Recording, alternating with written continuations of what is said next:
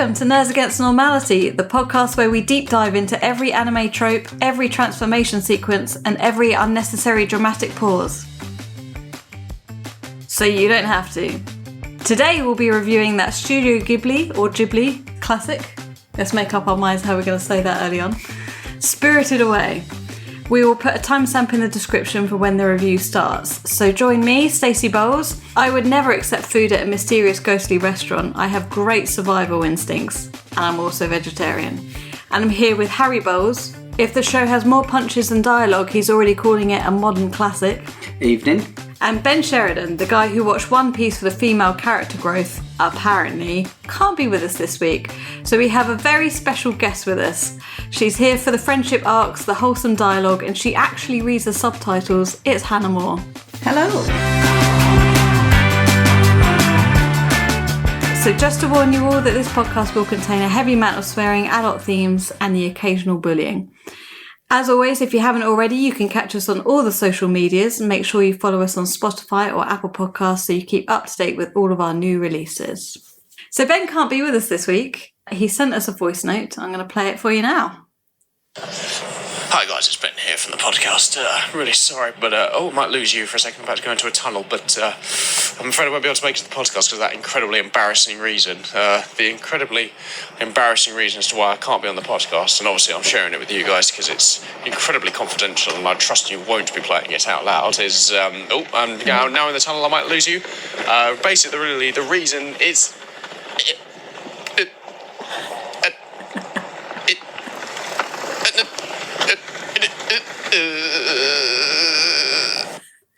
He really needs to see a doctor about that. So welcome to the podcast, Hannah. Hi.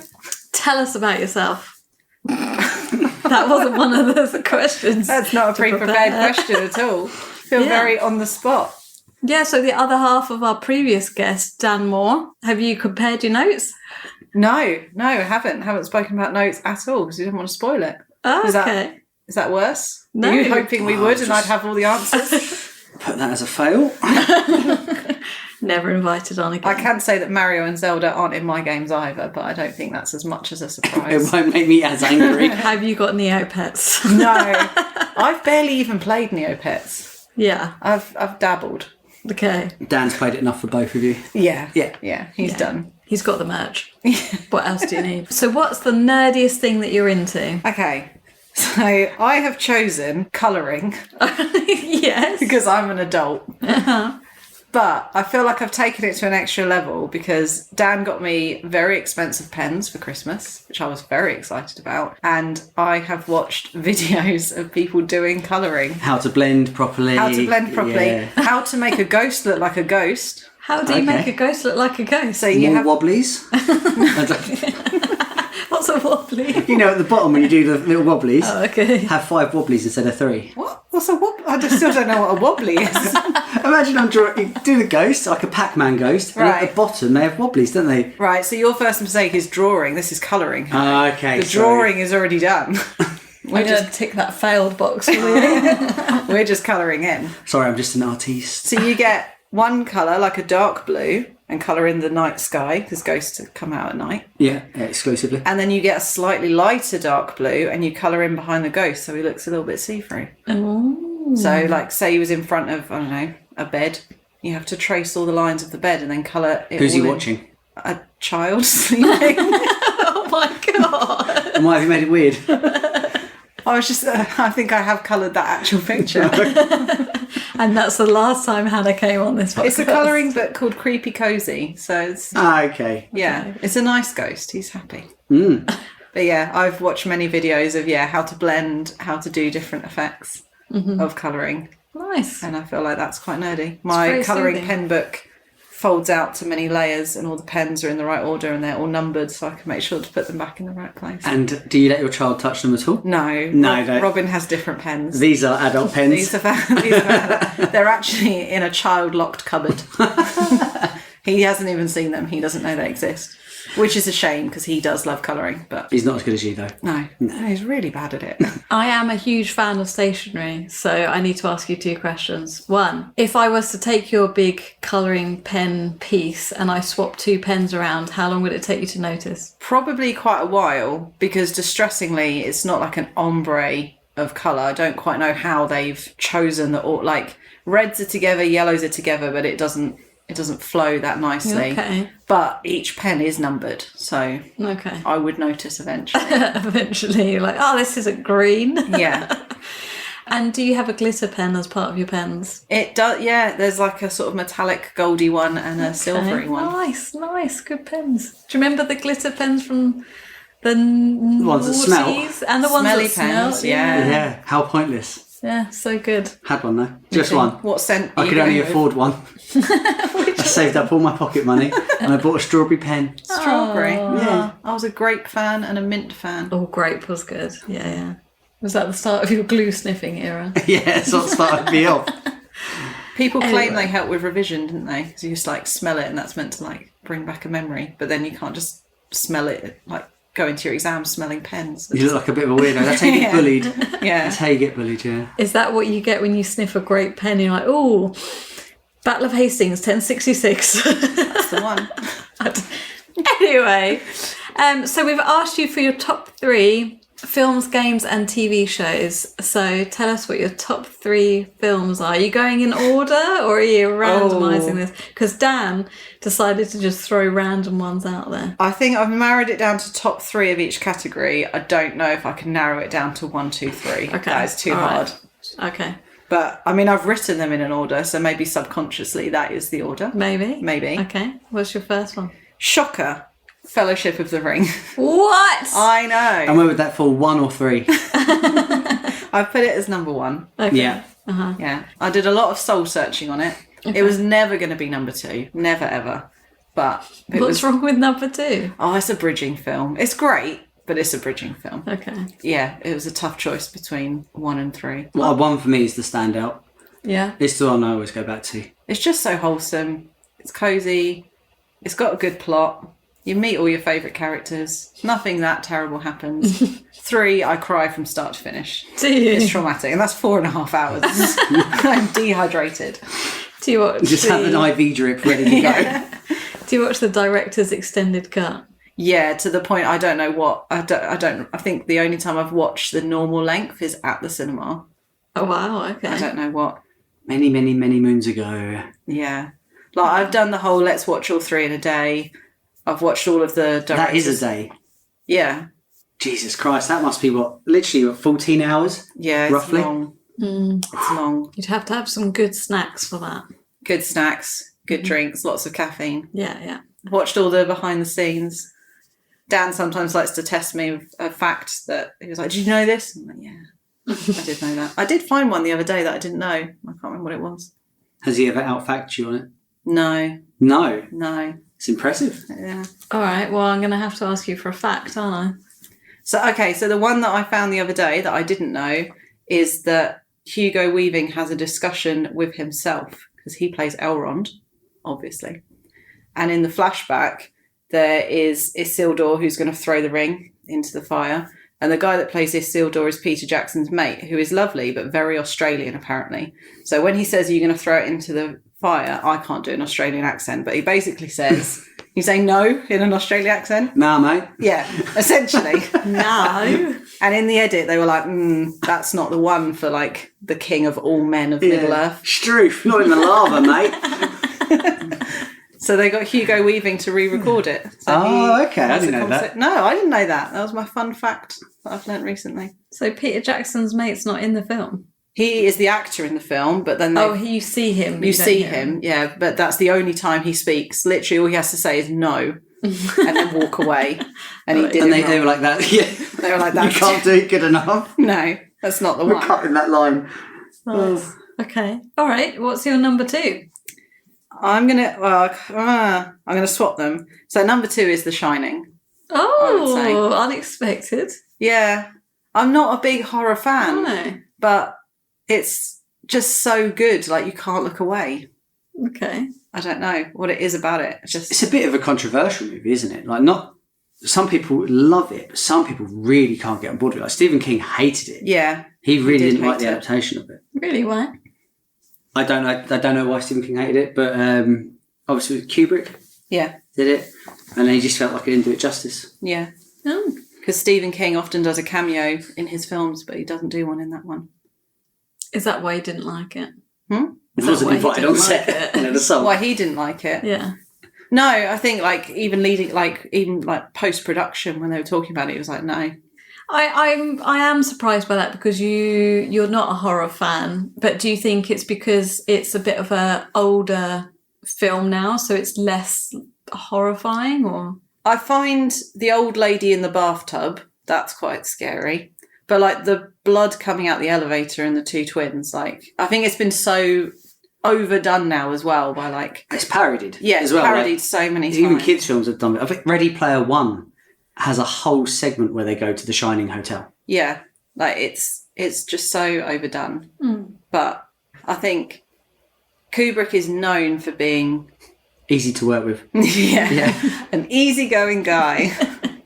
But there's just so many little things, like he would do things like just move a chair. So then when they go to the shot, the chair's just moved. And you might think, oh, that's just, what's the word when they like continuity? Yeah. But it's not. It's done to like make you feel like uneasy and like things are just like not quite right, but you can't place it. It's not changed enough for you to really know what's going on. Yeah, the chair's on the other side of the room or it's a different colour, but you didn't see it for long enough to take it all in. So you're just like, your brain is telling you that something is not right, but you don't know what it is. So you like the level of detail in the film?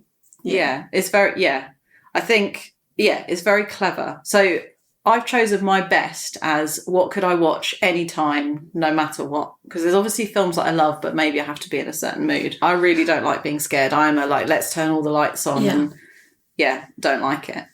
Oh, then I'm surprised you've got that. Yeah, fair enough. Sorry. But I think it's more psychological. I like a psychological. Okay. So you've picked your top 3 thinking that you can watch them anytime, anywhere. Yeah. I mean, I wouldn't watch The Shining with Robin, just to be clear. So not at a kid's party, No. Not anytime, We're anywhere. going to watch Aladdin or The Shining. No matter my mood, if someone said, let's put a film on, and they were over the age of 18, I would be happy to watch The Shining. Okay. Imagine yourself, Hannah. Although I can't imagine you doing this in a church service, would you choose to pop The Shining on? I don't know if I choose to pop anything on. Do they normally wheel out the DVD player and the TV? They do, yeah. Like If I'm in a school? church service, I'm assuming I'm there for a wedding or a funeral. Either way, I think it's disrespectful to be The groom is on his way, but whilst you're waiting, we have got The Shining. Or Sister Act 2. Always appropriate. Back in the habit. Number 3. So I've gone for, I've just written 3 billboards, but 3 billboards outside Ebbing, Missouri, I think is the full title. We've seen that. It was very good. Yeah. Is it film 4? Yeah, I think so. Why not? From memory, isn't it like the daughter gets killed or raped or both? Yeah, I was thinking about this when I picked it. I was like, if they asked me to describe the plot, it sounds horrendous. So, yeah, her daughter is raped and then burnt alive. Fun start. God. So you don't see that happen. Okay. You're picking it up a few weeks or months, I'm not sure the time that's passed, after this. And it is the mum who is basically trying to force the police to keep looking into it. They say the case has gone cold, like we can't find any evidence, that's it, we're done.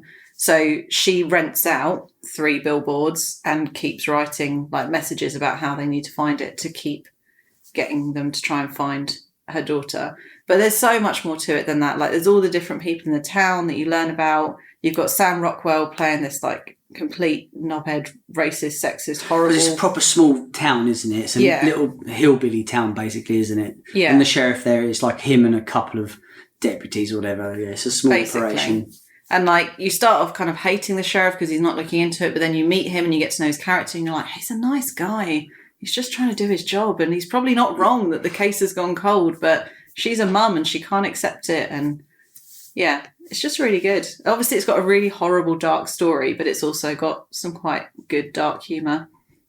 Is it the humour, the story, Like, it's just human interest story, I guess, is what interests me. But you got like Frances McDormand is in it, she's great. Woody Harrelson, Sam Rockwell, so it's got loads of good people in it. It won an Oscar, not that really matters, but it did. Did it? What was the Oscar for? Do you remember? Best film. Oh wow, okay, nice. Yeah. But would you watch that in the library? Yeah, I think, yeah. With headphones. Why are you putting her in so many situations? She said she'd watch them anywhere. Oh, okay. Any mood. I think you've added different locations. Just see cinema, living room, plane. They're classic. But what about any mood? What about you've just tried on Lego, your popcorn's burnt, your child's crying, you're still in the mood? You have to commit to it now. I'm thinking. Sorry, I need to think out loud. Yeah. Sure. Why not? Why not? Okay, so that's your 3 movies. And going on to games, have you similar random order? Have you got an order? I think I've got an order. Yeah? All right, we'll go for the worst out of the 3. The worst? Oh, that makes it sound terrible. It does, doesn't it? Okay, so number 3 is Everybody's Gone to the Rapture. Oh. Some blank faces. BioShock? Yeah? No. It's one of those like point and click, like go through. It's a film as a game. I've cheated slightly. I need to play this and it's the first one of those that I've ever played, and I was just hooked to the point. Like, I am very much a play on my Switch whilst watching a film at the same time. Dan hates it. I turn the music right down. I have no appreciation for video game music. It makes him really angry. I'm with Dan on this, by the way.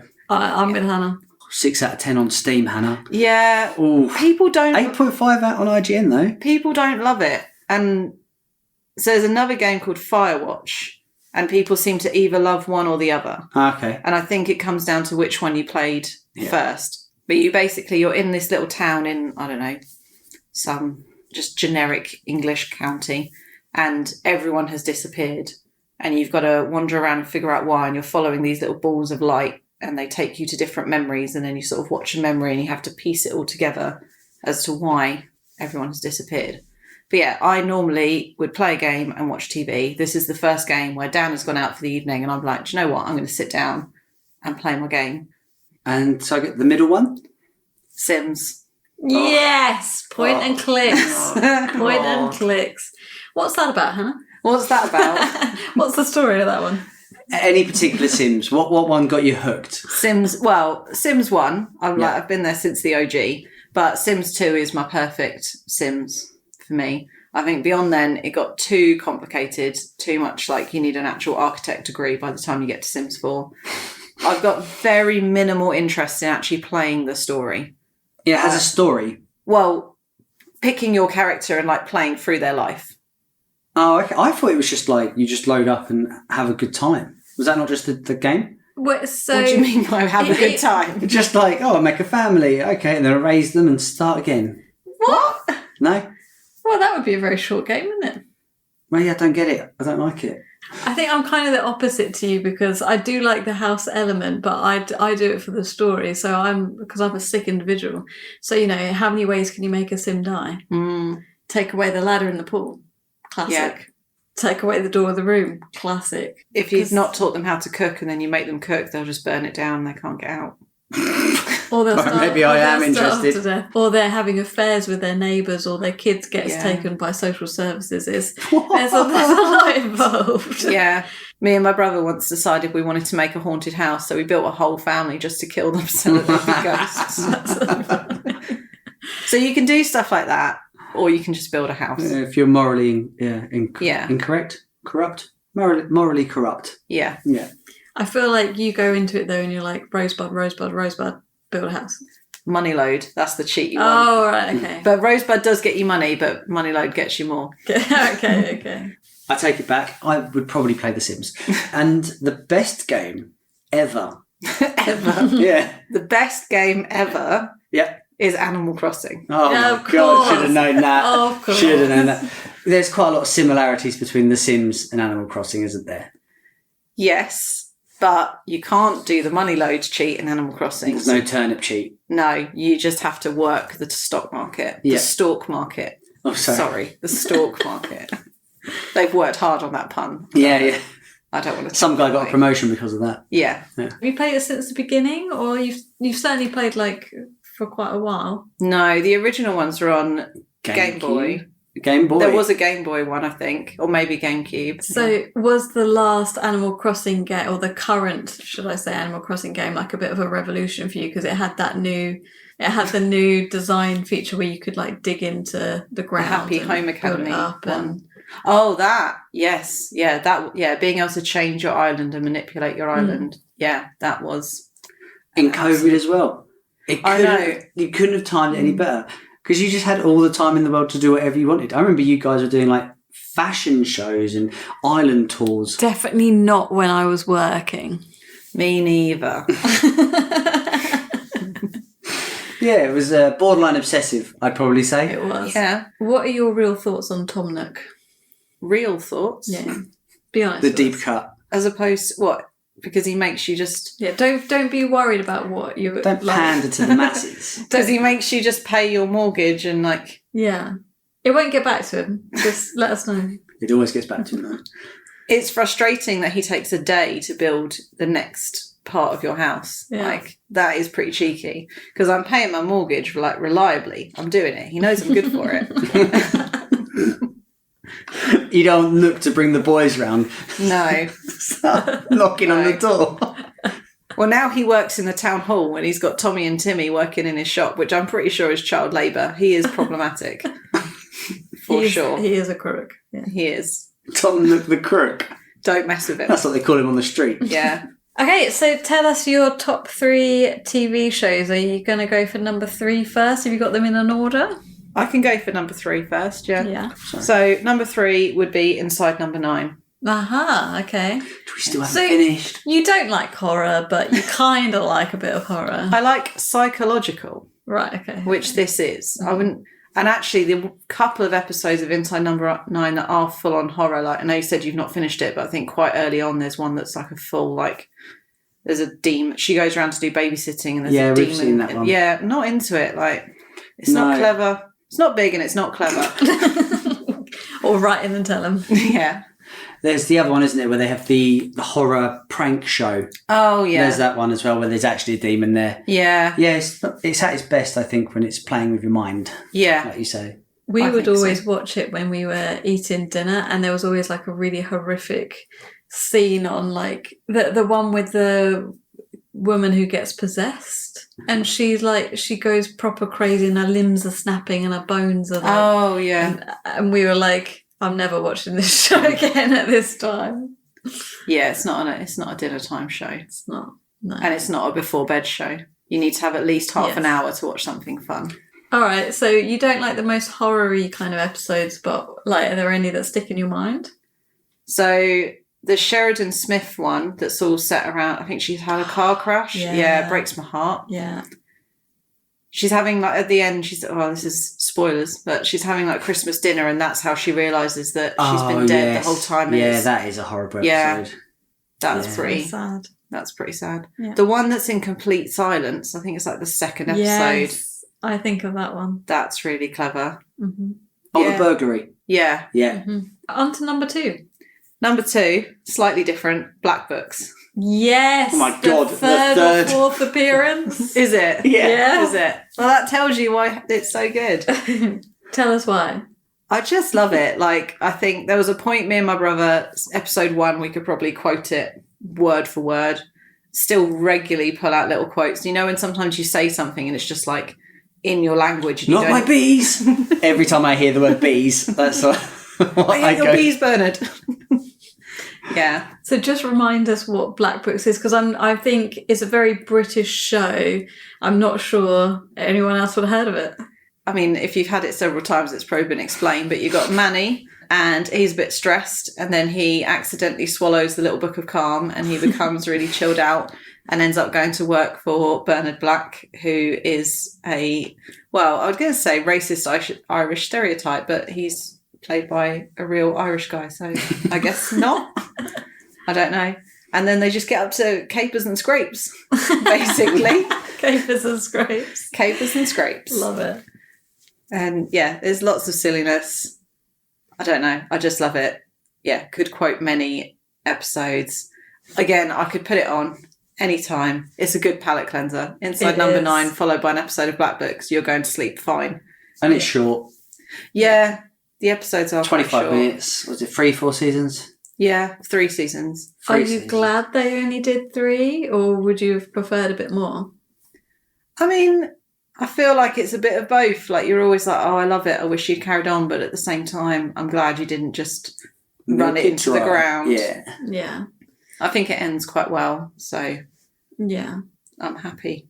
I like the one where they have to house sit and they muddle up the wine that they're meant to drink. The dusty wine. They drink the dusty wine. And then they make some, I mean, it's really not topical now, but they make some terrible concoction and I think they kill the Pope. Yes. Yes, they do. He drinks their terrible concoction. The Pope died, 3 days ago at time of recording? Yeah, maybe that's a lie. Maybe. All right, and your top TV show. So I think this is the same as Dan, but I've said Fringe. Oh, it is. Did Dan say Fringe as well? He did say Fringe. Yeah. Okay, Yeah. so tell us about Fringe. I think it's the X-Files, but when the X-Files started trying to do a plot, it went downhill a little bit. Are you okay, hun? You love the X-Files. I love the X-Files. The X-Files was so nearly on the list. I love the X-Files, but I loved it when it was Monster of the Week. You liked it being episodic. Yeah, I think the whole... I'd recognise Scully's ovaries anywhere. Let's find them. What? Aliens remove her ovaries and then Mulder goes and finds them. The 90s were wild. Yeah. And they have a baby together, but it's not explained how. Like, does she have them put back in? Like, don't know. I've got questions. He sniffs her out like a bloodhound. He's like, ovaries. So yeah, Fringe doesn't do that. It starts out like the X-Files, so you got Monster of the Week, and then it brings in a plot of these 2 dimensions, and you've got a version of yourself in each dimension, but which one's really you, and if you cross over or you swap, who is who? We said this to Dan, but we are going to watch it. It's well, on then the I list. don't want to say too much. Dan was saying that it's kind of Lost-esque. So it's J.J. Abrams. It's what he did after Lost. Oh, then that makes sense. Yeah. Oh, we did it after Lost? Yeah, did it after Lost. Okay. It's also got a really good ending. And for me, that's quite important. When you watch a show that has... Unlike Lost. Yeah, it is better than Lost. And considering Fringe was cancelled, I think, they did a blinder. It's... Yeah, normally shows don't recover after that, do they? No. They wrap it up, They had get to it done. wrap it up really quickly, but I don't think you would realise that was the case.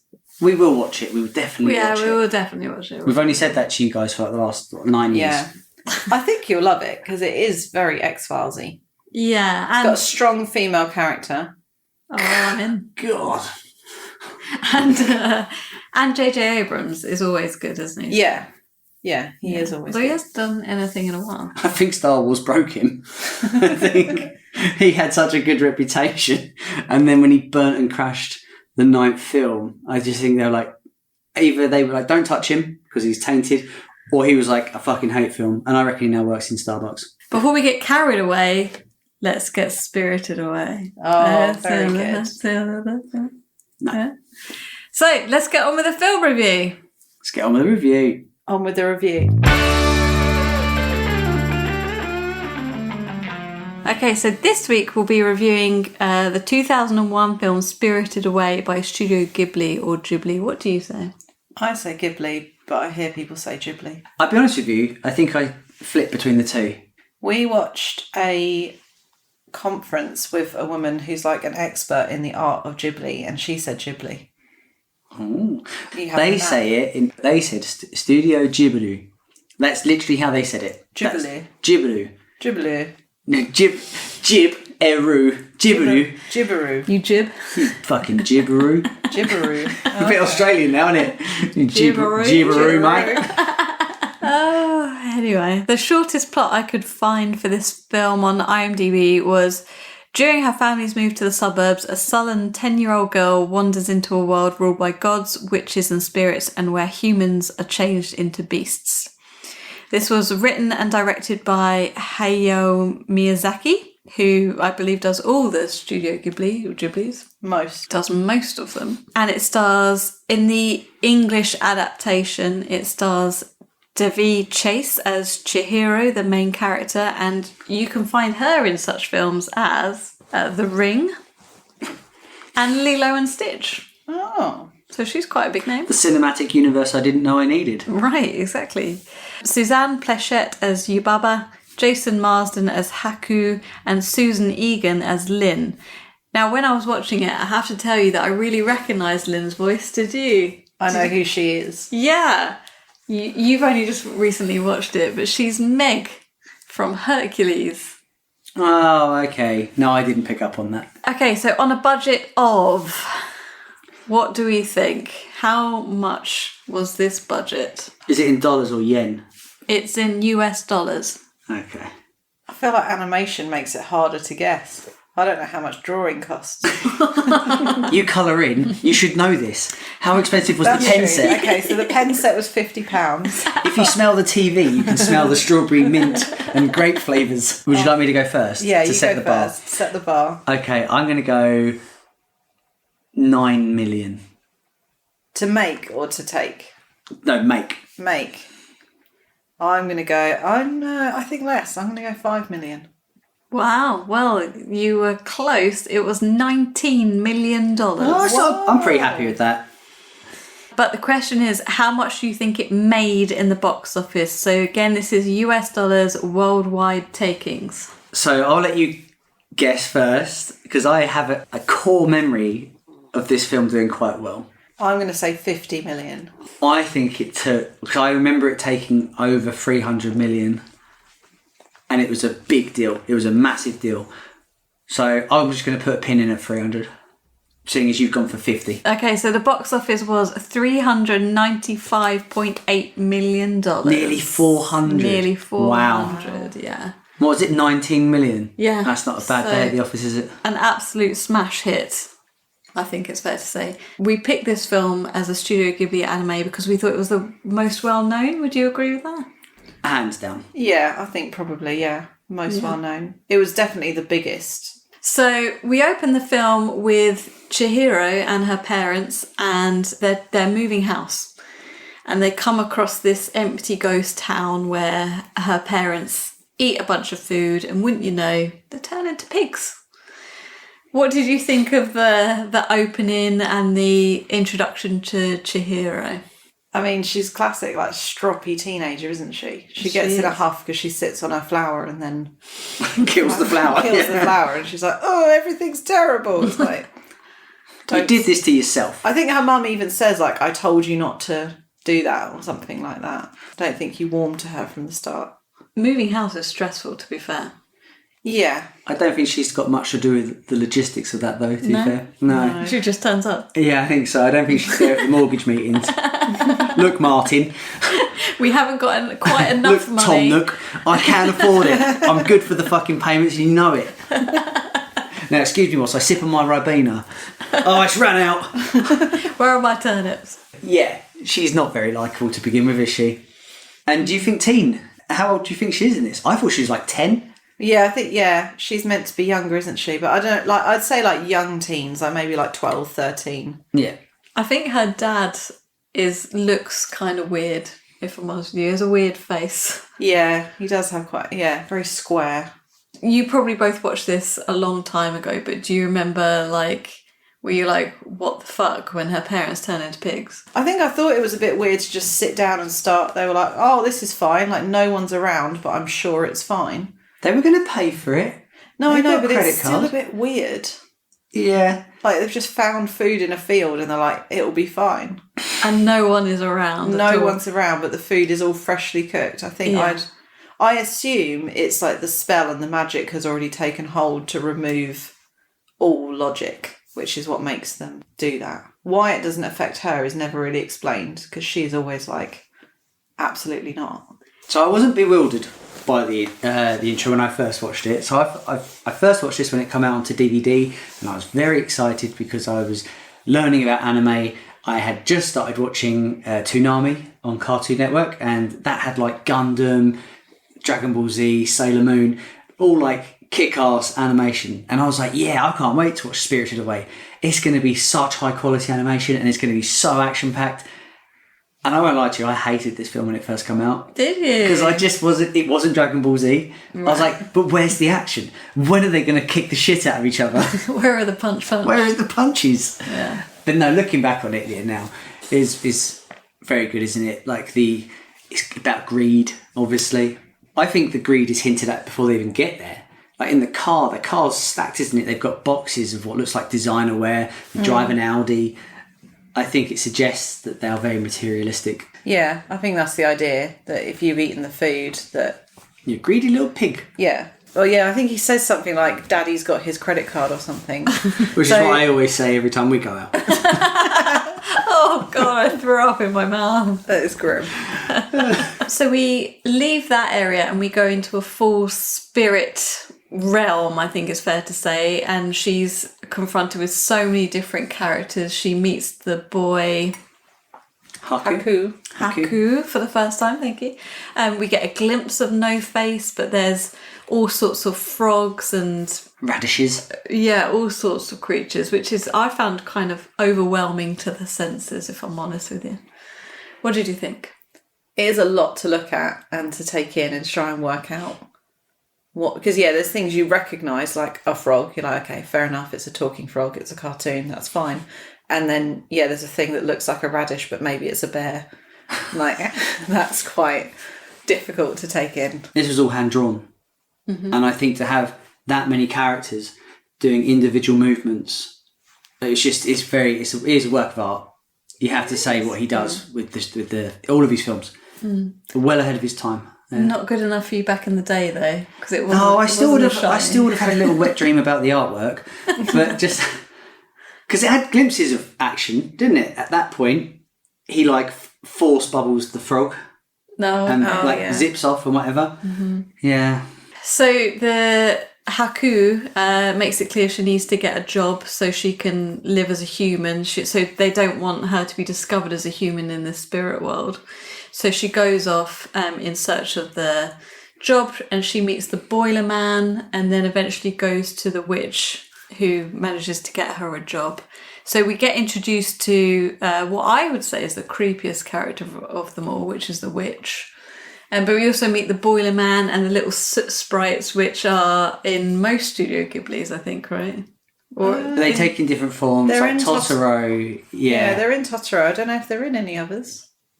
I'm not. They normally have some kind of cutesy selling point, don't they? And that's what this is. This is the mascot that they're probably going to sell with them all. But no, I quite like the boiler man. He was top guy. He's grumpy but lovable, like myself. Yeah. And bit spidery, like myself. Yeah, obviously Lynn walks in and she's like, ugh, human, ugh. And he's like, no, it's my granddaughter.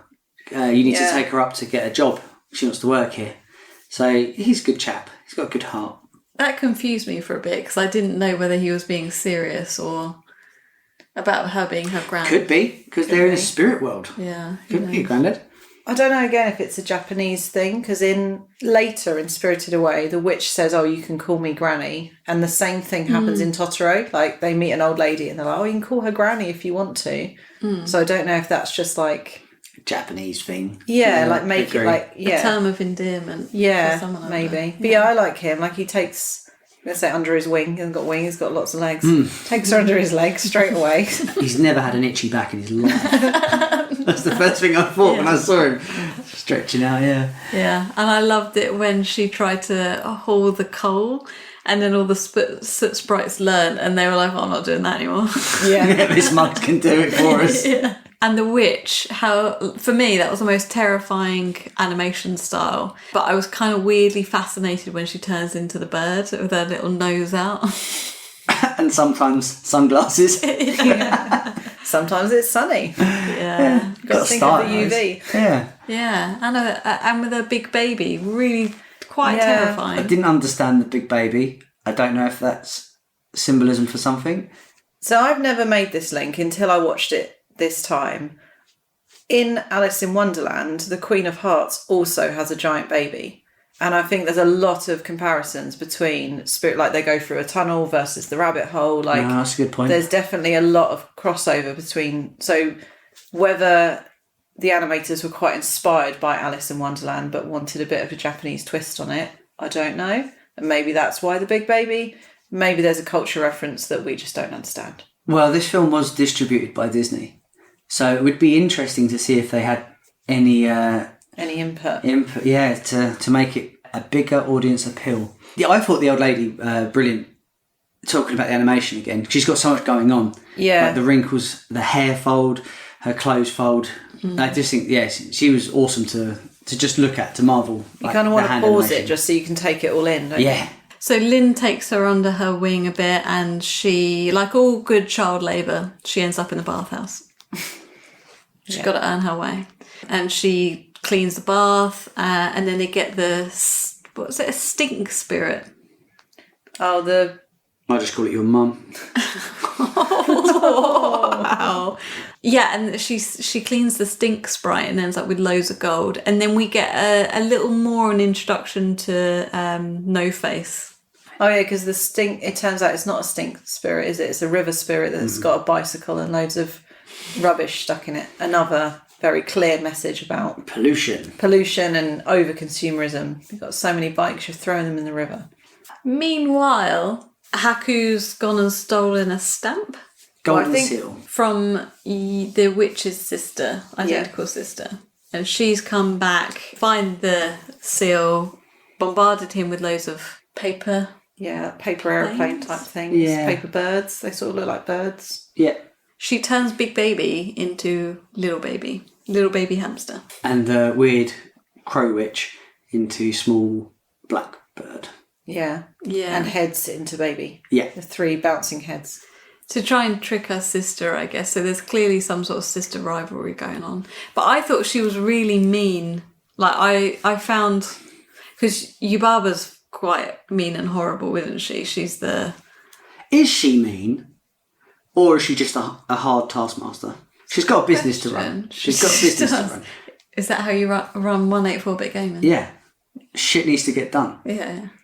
Who's your big baby? You. Okay, cool. The baby does not follow safe sleep at all either. She's like, oh, have you fallen asleep outside of your cot? Let me just put this cushion on your face. Is that not Maybe how she you is bad parent? then. No.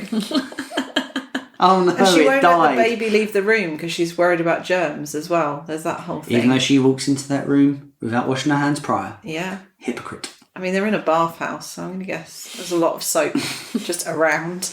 So she sees Haku having a bit of a to-do with the paper aeroplanes.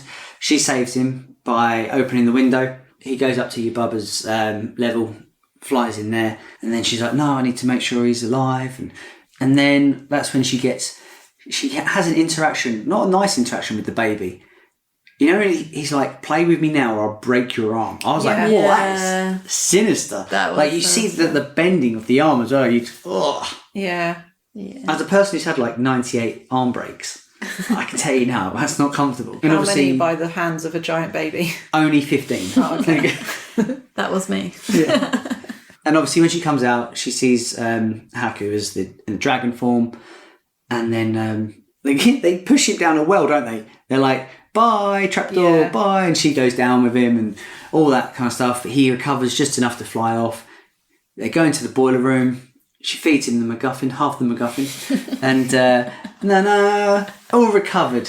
So what is a MacGuffin? a MacGuffin in film terms is just a device, a plot device that the hero or someone just needs. They just need it for whatever reason. And what did I use earlier as a MacGuffin?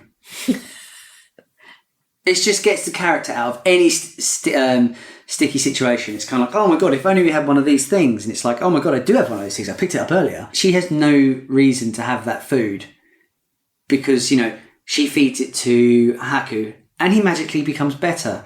And you're thinking, okay, it's that kind of healing medicine. But she then feeds it to No Face and it also magically cures him for that. Like it does everything, Sign up now and you get a free MacGuffin. Well, wait, there's more. Get this free knife set. Okay. Yeah, that's a MacGuffin. Okay. And knife set. I mean, neither Hannah or I had heard of a MacGuffin, so Yeah, but you I'm only not studied film at university, so you barely know anything about films. we're not sure where that name's come from, but it makes it sound like McLovin in Superbad.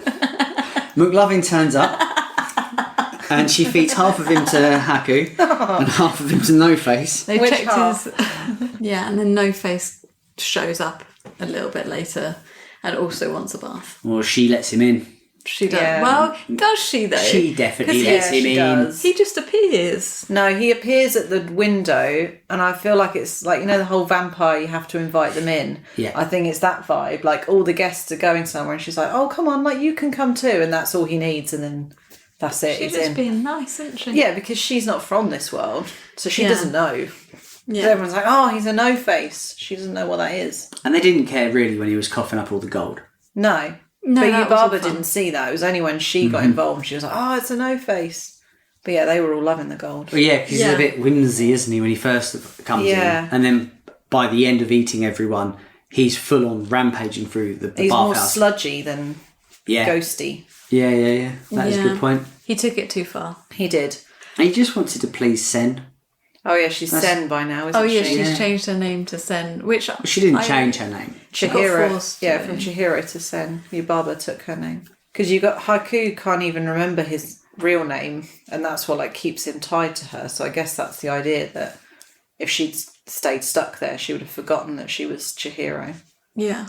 I feel like there's a lot of backstory that we never get told. Like, why Sen? Is it just because she let him in? Is that why he loves her so much? Because he 'cause gets her all the bath tickets as well, I think it's doesn't because he? she interacts with him. I think he's lonely. That is what he's manifesting, loneliness. Nobody acknowledges him, but she's the Yeah. only person that sees him. So once she's managed to then use part 2 of MacGuffin on I swear to God. No stop Face. saying MacGuffin. she basically plays a game of tag, doesn't she? And she like runs around the bathhouse whilst he's like sweating off all the food and people that he's eating. And eventually He has a massive poo. he has a massive poo, calms right down, and he's fine. He's fine after that. But she needs to go to see the sister because she has got the golden seal. She wants to apologise on Haku's behalf, so she needs to go and see the twin sister. Yeah, so when her and Haku go off on the train tracks, which are running through the river or the water, Yeah. aren't they? And it's very kind of misty and eerie. And at that point, you thought that was symbolising the afterlife. Yeah, I'm not too sure it does. I think it's more symbolising greed, pollution, environmental messages. Did you think afterlife? I don't know, yeah, it is weird that it all starts getting a bit misty, and it does give afterlife vibes, but I don't see why it would be doing that. Like, I don't think she's meant to have died or passed over. Because it's not for humans. That's the thing. But because they're like spirits. Like Japan, they believe in like river gods, don't they, and stuff like that. And obviously, we see a couple of them here. I think that is what it is for. Yeah. When those spirits have been, even it says it at the beginning, doesn't it? Oh, this river was blocked. Yeah. That would have been one of the spirits. But there's a definite distinction between the world that she's in with all that. It's very hustly bustly, isn't it? And then when she goes off to find the sister, it's very quiet and empty and sparse. Yeah, and so she goes find the sister with No Face. And the two MVPs of this film, Yeah, hamster and bird. Hamster and Bird. Hilarious. And The then, piss take that they all take a ticket as well. what, to get the So, train? yeah, who's charging a ticket for a fucking hamster? Come on, mate. Is there even a ticket guy? Yeah, Is there? yeah. Yeah. And he's like, oh, 4 of you, is there? I'd be like, no. One's a spirit, which I know you can't see. One's a fucking hamster, I'll put it in my pocket. And the other's a bird, it will fly. So 1 ticket, please. 1 ticket. You mean that spirit that's gone around eating people and did a He massive had a shit? bad day. Now he's had a bit of cake and he's all right. Yeah. Those tickets, doesn't the Boiler Man say he's been saving them for like 60 years Yeah. or something Yeah. as well? Yes, the price of inflation has done nothing on them Yeah. tickets. But I'm sure Lynn is very excited by the tickets when she sees them. She's like, how did you get train tickets? Like, again, it's not explained, but they're clearly like, Yeah, It's a sought big after. deal. Yeah, leaving the bathhouse. yeah. He gets introduced into, I can't remember her name. Not Yobaba. Sababa. Zebaba, I think. Zebaba. Yeah. Zebaba? His sister. And she turns out to be really lovely. Looks the same though, so looks creepy, but not. Do you think they're yin and yang? Oh. Because they're twins, and one is inherently evil, or a hard taskmaster, we're not sure. Verdict's out. Jury's Very out. similar. Definitely greedy though. Like she runs a business, like she's got money, whereas the other one like just lives in the wood. There's nothing wrong with running a business and having money. What are you trying to say? And living in the woods is fine. Yeah, living in the woods is fine. But the seal has the seal on it's been broken because of love, which I don't think it's is the little alluded black- to. No, the little black thing, little black thing was that what she Yobaba. squishes.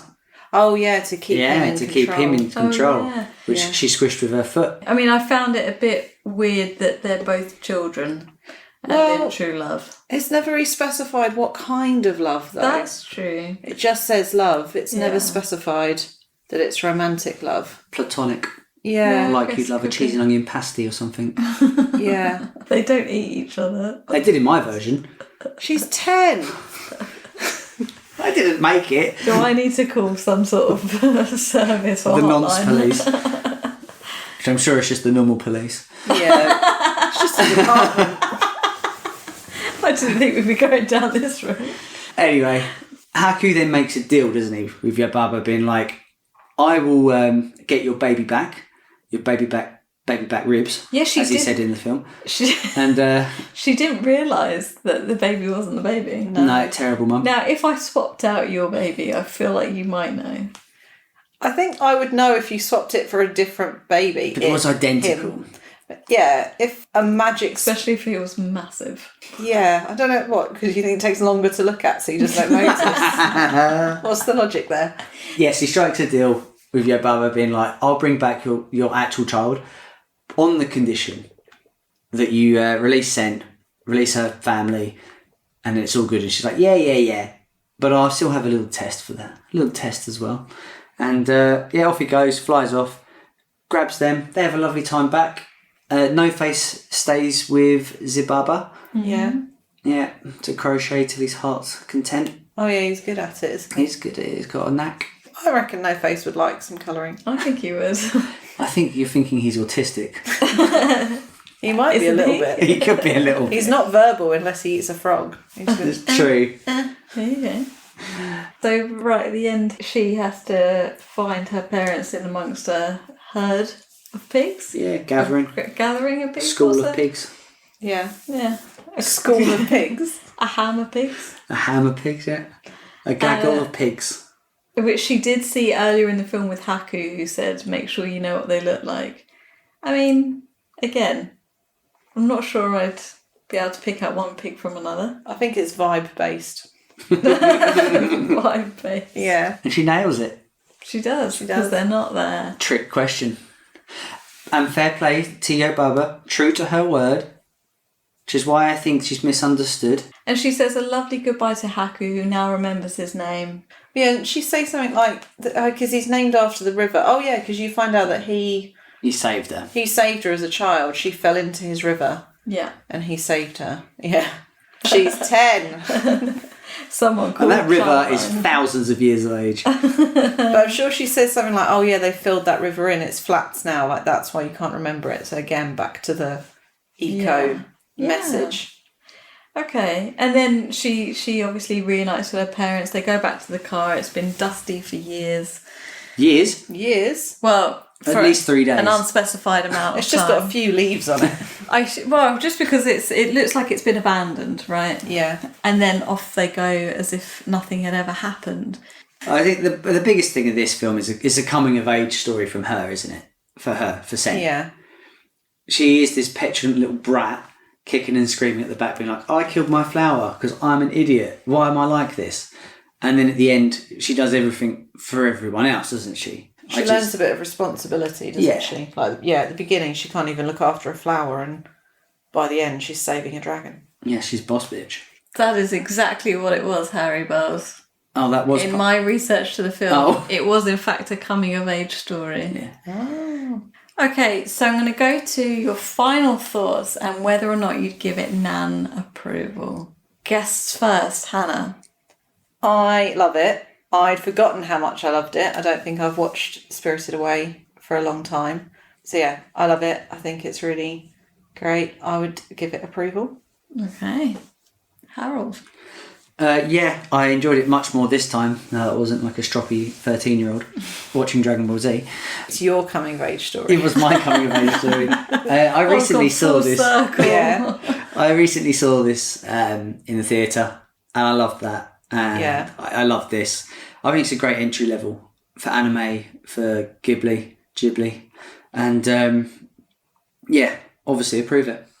Nice. Well, then I don't need to give my opinion because it's approved anyway. I disagree with you. I probably wouldn't go for this one for someone that's never watched anime before because I think it's a bit The film that took nearly overwhelming. 400 million at the box office. Correct. Yeah, probably not. No. No. Also, you know, Oscar-winning film. Wouldn't recommend it. Probably wouldn't recommend it. That's right, Harry. I wouldn't.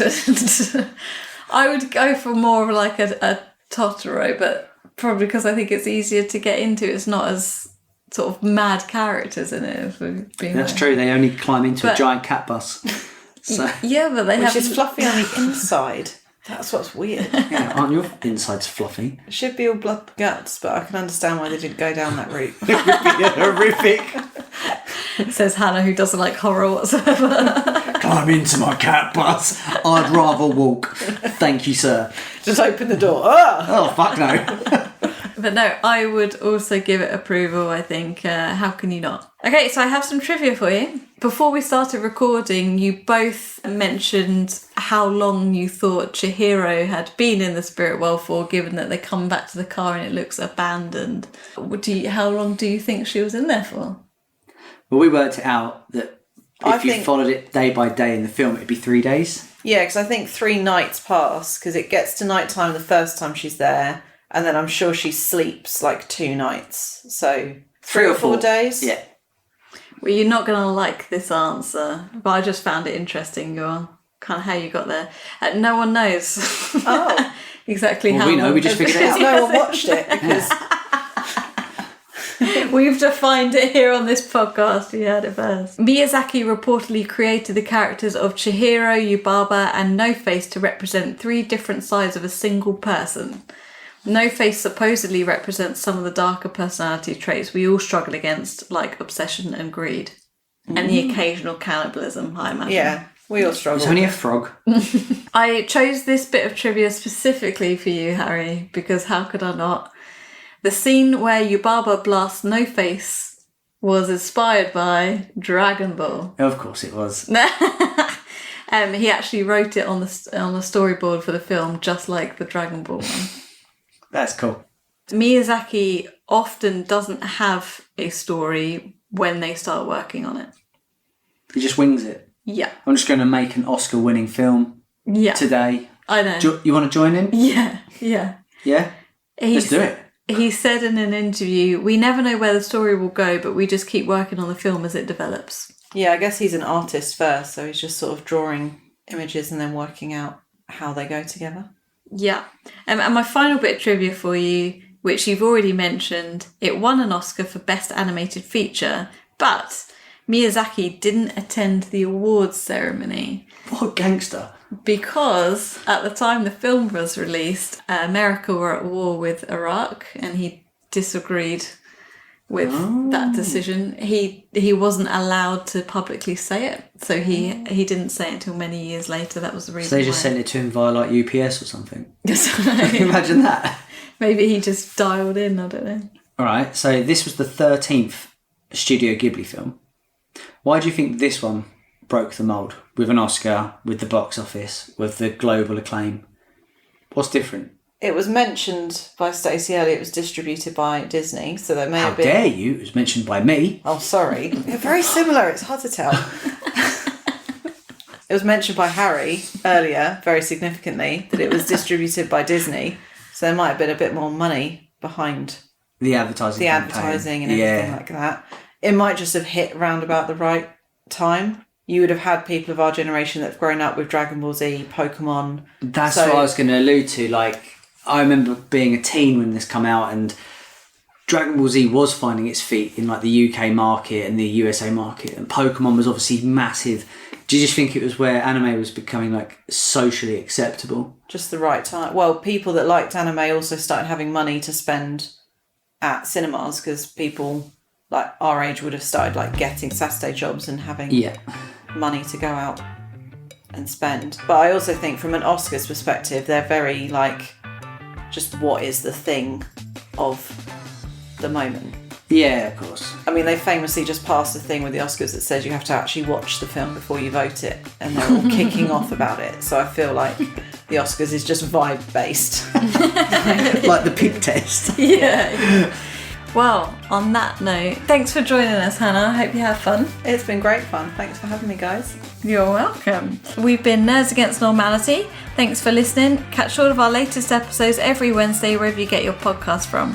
Please follow, rate, like us on social media for more exclusive content. And if you have a question or something you want us to review, please email us at nanpodcast@outlook.com. Thanks for listening. Thanks for listening. Thanks for listening.